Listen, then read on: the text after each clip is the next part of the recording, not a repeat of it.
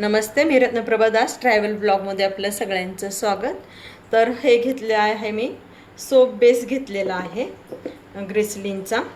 तर आता आपण साबण तयार करूया। तर साबण बनवणार आहोत आपण जास्मिन।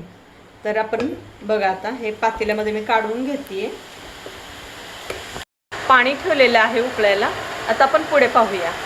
हा सोप बेस आहे ना, तर आता ह्याला एकदम लिक्विड टाईप करून घ्यायचे आहे।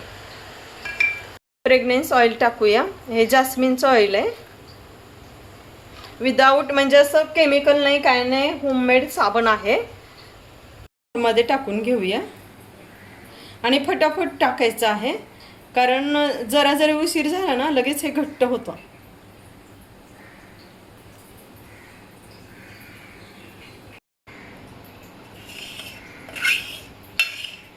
अर्धा तास थांबायचं आहे आपल्याला।